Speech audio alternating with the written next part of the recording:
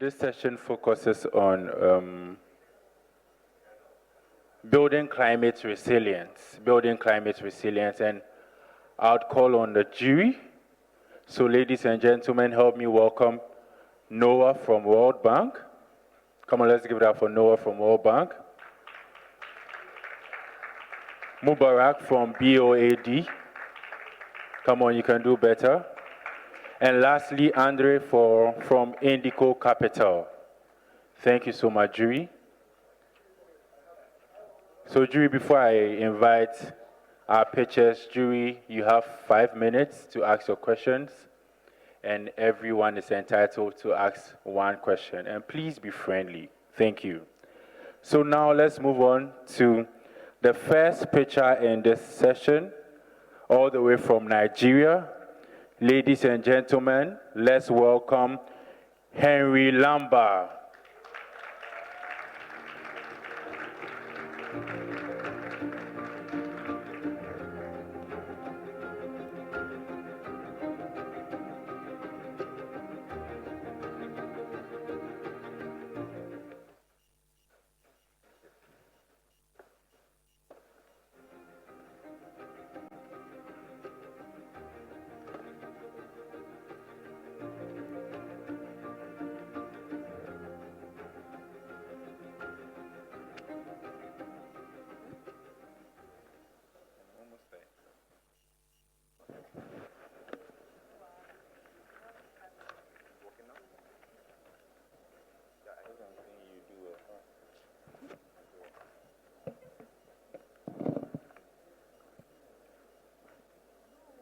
All right.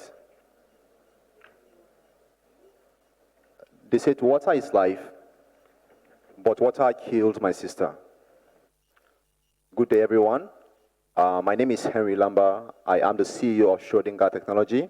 I'm from Nigeria. We're a company that provides access to safe drinking water to households, individuals, and communities facing severe water crisis, and also reducing plastic pollutions into our oceans.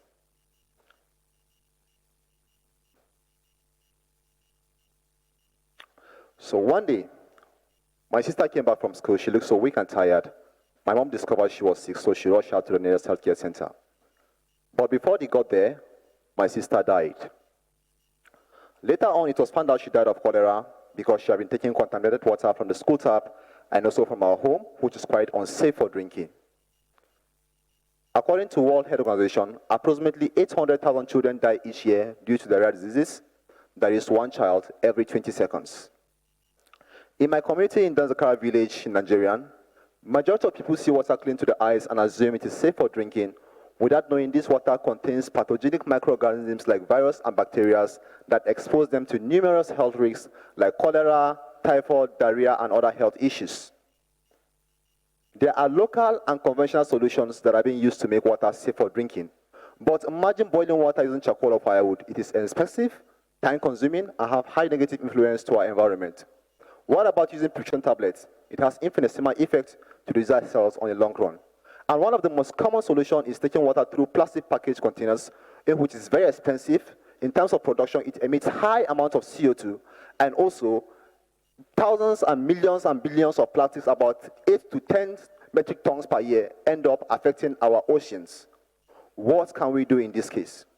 What we are doing is we are trying to reduce plastics pollution, at the same time providing access to safe, hygienic drinking water to these individuals and households and communities as well. To solve this problem, we developed a system called the Rainlight Water Box, which is a solar-powered portable water purification device designed to help households purify water at the comfort of their home. The system is very portable, reliable, hybrid, and removes 99.9% microorganisms from the water within a short period of time. Our technology is very simple and works in 3 simple stages: the power, the filtration, and also the disinfection. In the power stage, we take energy from the sun to power the DC pump, which creates high pressure to the water to force it to pass through the reverse osmosis membrane. At this time, it traps in the solid particles and allows only clean water to pass through it. The water is clean, but not too safe for drinking. To make it safer for drinking, we let it pass through the UV light, which has the power to break the bonds and DNA of any virus and bacteria inside the water, making it safe and hygienic for drinking just within 90 seconds. We are today seeking for an investment of $450,000 to help buy machineries to provide sleek and compact design systems to help us meet up with our target audience. And we'll be selling our product at a cost price of $125 available at the moment if you want one.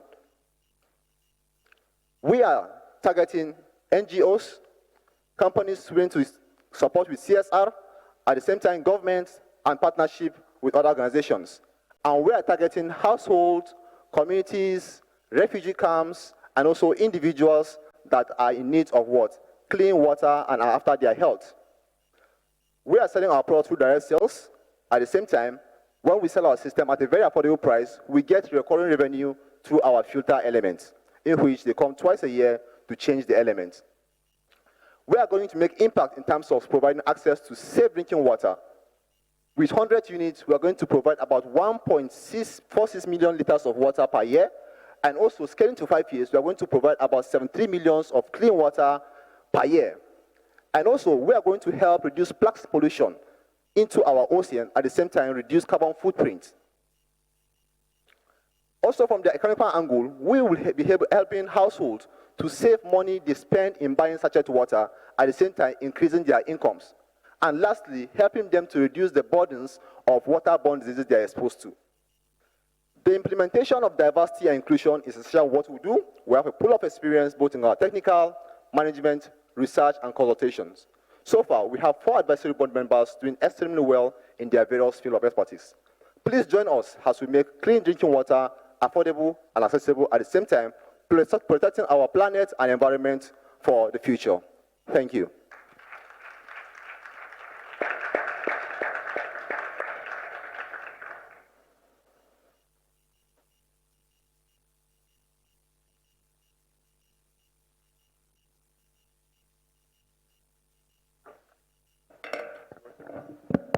Oh, now it's working.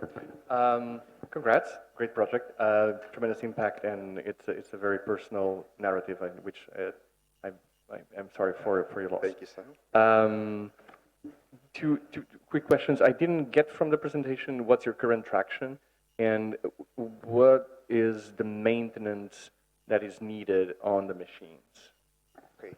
So at the moment, we have been able to make different iterations, spent about 2 years making research to iterate our systems, and we have been able to develop some MVPs, test the market, validate it, and at the moment there is a high demand of our product. And what we are currently looking for is an investment to help buy machineries that will help us have more sleek and compact designs compared to the ones we're having at the moment, which is good, it's nice, but we need to make it more perfect to at least fight our competitors or to help meet up with the local demand compared to foreign imported water purifiers. And at the same time, in terms of the maintenance, the system is designed in a very simple way that you can do maintenance by yourself, just with a screwdriver and a plier. And when we sell our systems at a very affordable price, we also get recurring revenue, whereby every year the users come back to get filter to help them get cleaner water. That's basically what we're doing at the moment, sir. And also our traction so far. Meanwhile, we have also understand that there are communities, there are disaster-affected communities that are in need of this solution, but cannot afford to buy our systems. So that is another new market for us. So what we do is that our system can be scalable. So we install water stations in these communities where they come with their jerry cans, and we give them clean water instead of them relying on plastic packaged water, which is very expensive. And so far, that's one of our low-hanging fruits, and we're generating revenue from that angle.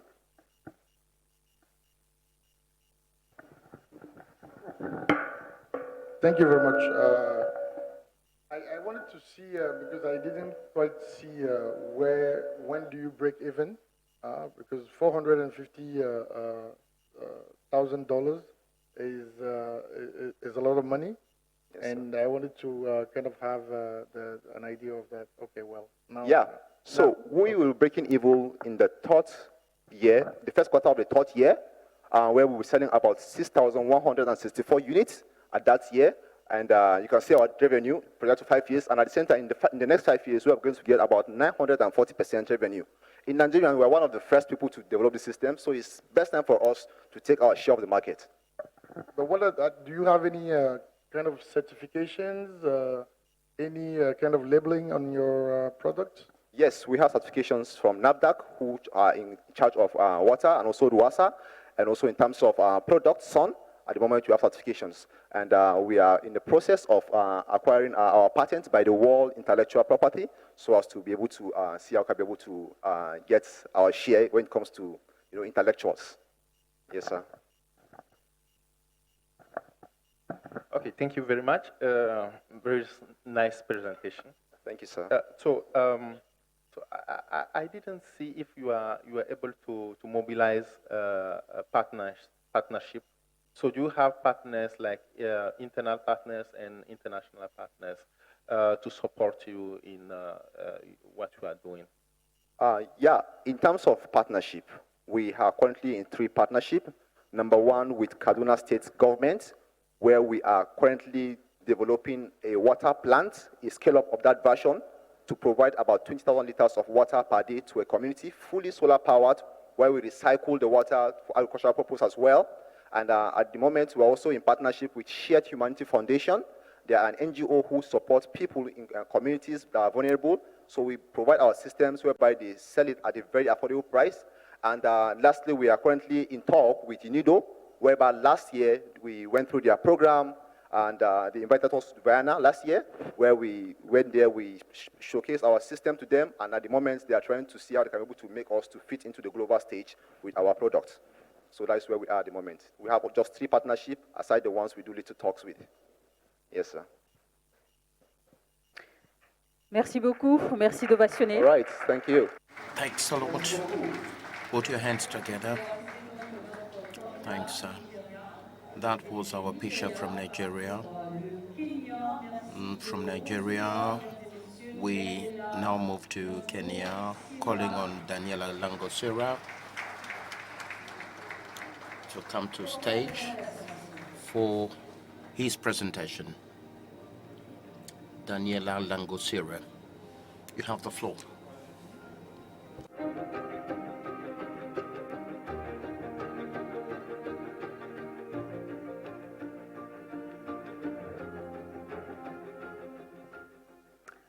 Bonjour. Bonjour. So, I come from one of Kenya's smallest indigenous minority groups. Only 1,000 of us left. And over the years, we have depended on Lake Turkana, the world's largest desert lake, on its fish for food, trade, as well as business. But as of now, our way of life is changing, not only from the effects of climate change, but from the amount of waste left behind. Lake Turkana produces over 10,000 tons of fish annually, and up to 60% of this is waste. Offcuts, bones, skin, all dumped at the shorelines. Now this creates such a huge environmental, nutritive, and worst of it all, it's the missed economic opportunities. That's when I thought, maybe this waste would be a way forward, and that is how ERC was born. Ladies and gentlemen, my name is Daniela Nairita, the founder of ERC Aquacycle, a circular economy startup that seeks to transform this waste into valuable products. We extract omega-3 fish oil for health and nutrition and convert fish skin into fish leather. The current global market of fish oil is estimated to be $2.5 billion US, with an expected growth of 5.2% by the year 2033. And this is because there's a rise in health-conscious consumers as well as wellness trends. In Africa alone, the market is still nascent, already estimated at $200 million US. Now let's go down to Kenya. In Kenya, the amount of fish oil consumed is imported, creating an opportunity for a local producer like us. On the other hand, ethical leather and upcycled fashion is seeing a tremendous growth, a $45 billion $45 billion market, with a shift towards circular options or animal-free. Now let's zoom in into the real numbers. Over 5,000 tons of waste every year in just one location.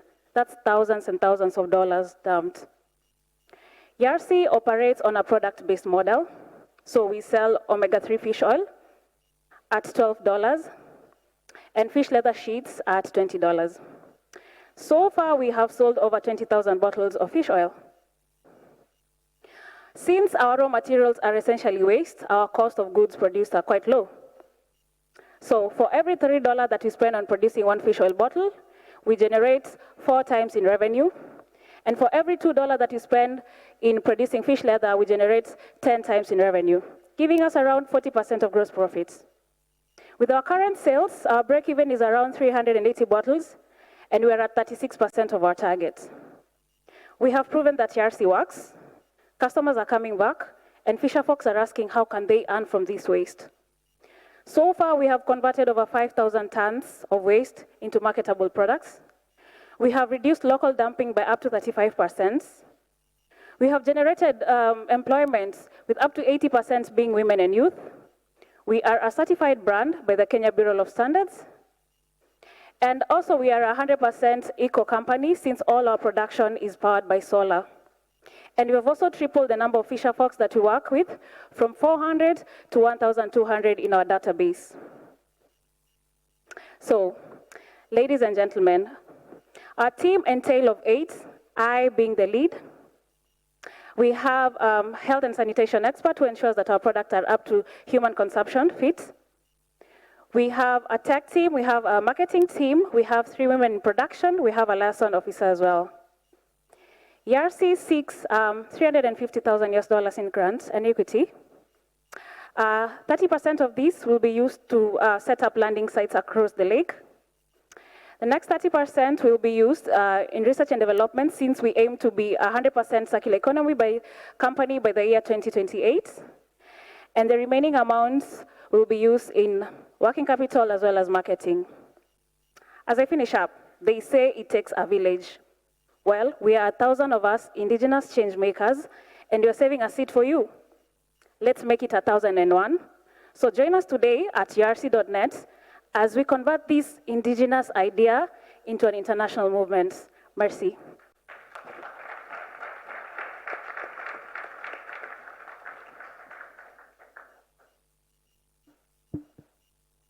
So thank you very much for your presentation. I think it was a very nicely presented. What's your market size? Do you have an assessment of your markets, and what's the potential size of the market? Okay, in Kenya? Well, yeah, globally. Yeah. So in Kenya, we are at 1%. Our aim is to have like 1% of market share for the market. We have over 20,000 customers. That's returning customers. Yes, and we are looking into partnering with international eco-friendly shops as well, so that we can have our products in international markets. How do you measure the customer's satisfaction? By the number of customers who are still coming back. We have a database of every customer who buys from us, and every time when they come back, we have a list of that. Okay, thank you. Yeah, really nice presentation. Thank you. I have only one question. I didn't perceive the challenges you have when you are disseminating your product. Did you have that kind of challenge? Yes. Number one challenge, we are an eco company, so seasonality is an issue for us. When it's breeding season, we can't get, fisher folks can get fish and we can't get waste. But from the investment money that you're asking for, we want to set up different landing sites across the lake so we can have like every continuous supply of waste from different breeding spots across the lake. Yeah. I guess my question is a big follow-up on that, which is about logistics, right? You're processing it locally, I guess.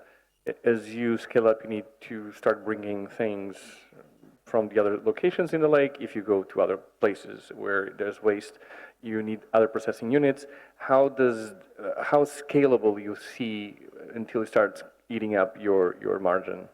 Come again, sorry, I didn't get you. How costly will be to transport from waste from all those sites back to your processing unit? Yeah, so we have, currently we have different landing sites, and we have like 3 times or 4 times a week collection for the waste.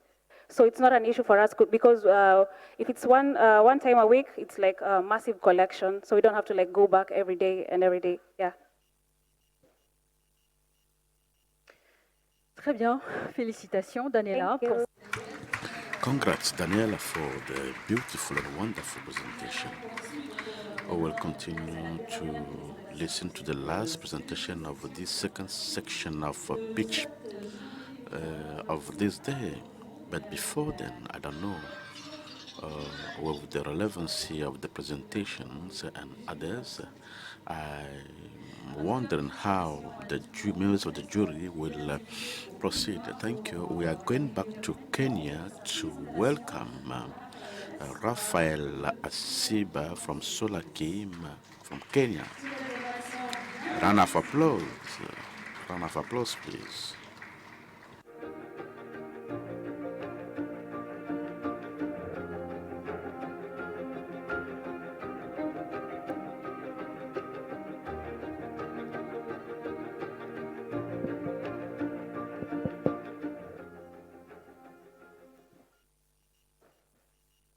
Good afternoon.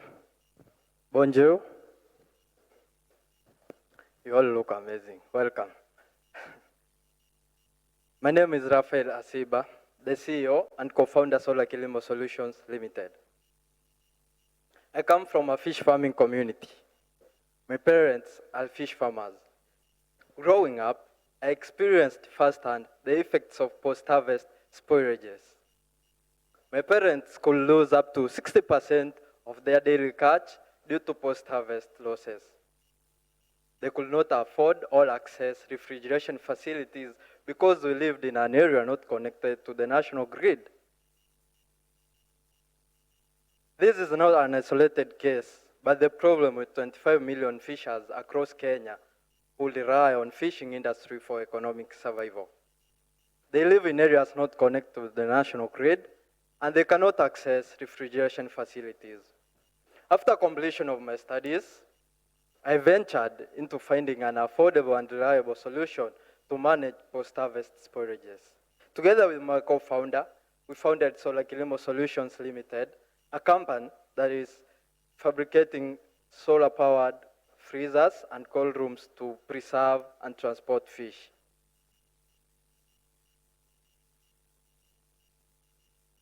Since inception in 2021, we are supporting 5,000 fishers across the Lake Victoria region of Kenya. And together with my parents, they have had up to 80% reduction in post-harvest spoilages.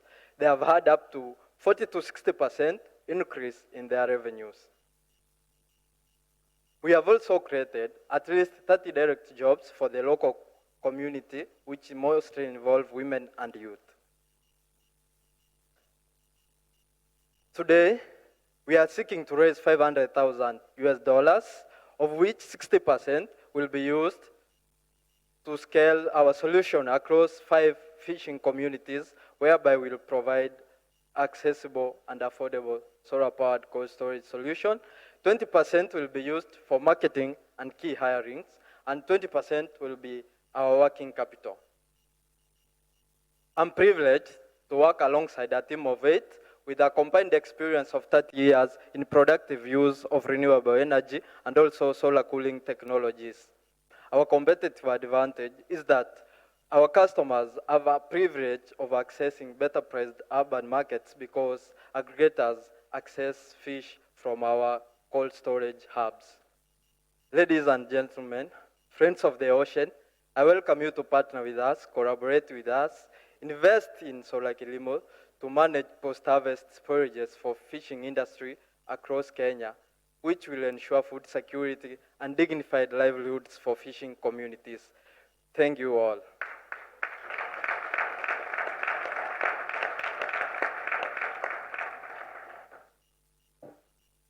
Thank you very much for the presentation. What's the structure, your management structure? Because I didn't quite see the management team of your structure.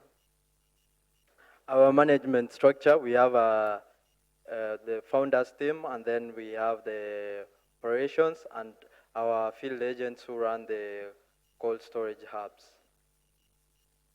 So do you also have a solution for maintenance? How do you support maintenance on the ground with your products?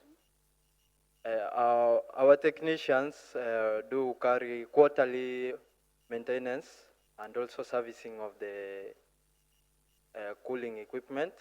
So they are available in time of need, and our product is made to meet the requirements of the local market. So it's fabricated, putting in consideration the accessibility and also the temperature levels of that local community. So it goes a long way before maybe it needs servicing, but our team is all available to service them quarterly. Okay, thank you very much. I think it's a very nice technology, especially for fishermen. My question has been already asked. It's related to the maintenance. But now, how do you recycle the waste? Maybe to understand you well, the waste in terms of... Yeah, once the system breaks down and you want to recycle, how do you dispose that waste? We've not had instances where the system breaks down. As I said, like our team is really available, and also the cold room operators are trained to handle eventualities like breakdowns, so to minimize losses, because we'll have to incur the loss as a team. So our operators work well, and in our cooling hub we have freezers and a cold room. So in case of breakdown for the cold room, the freezers are available standby to serve the customers of the day. Okay, thank you.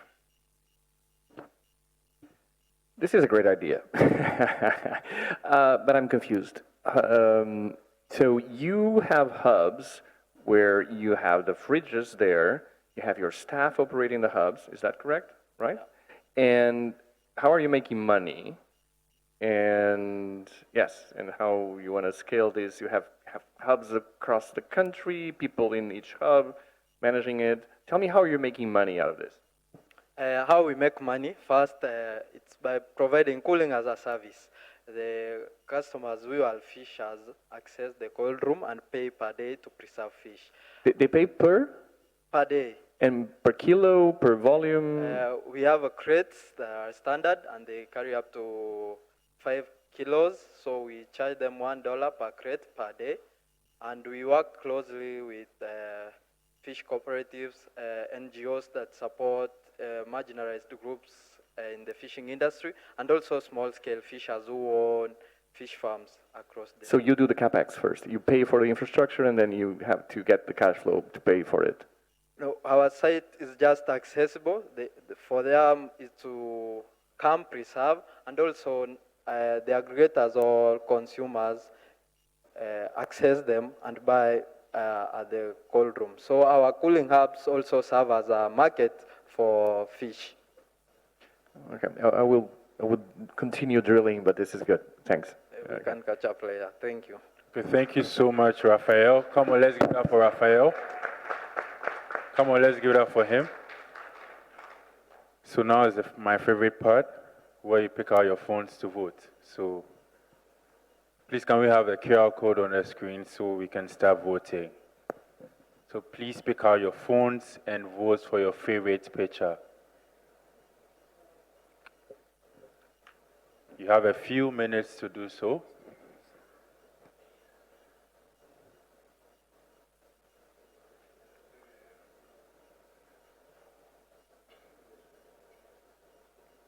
From Nigeria, we have Henry Danwao.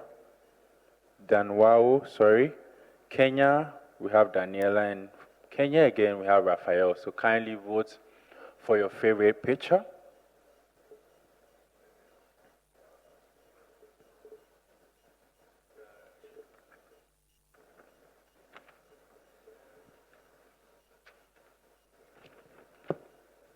Okay, so we'd like to say a very big thank you to our jury. Let's give it up for Noah from World Bank Africa, Mubarak from BOAD, and Andre from Indico Capital. Thank you so much, jury. Thanks for being friendly. You can have your seat. So now, I know we're all tired. So we're going out for lunch. The restaurant is right behind us. You have your ticket. So Blue Invest Africa is all about networking, making contacts and all of that. So make sure you make contacts, network during your lunch break. Thank you very much. See you in an hour's time. Enjoy your lunch.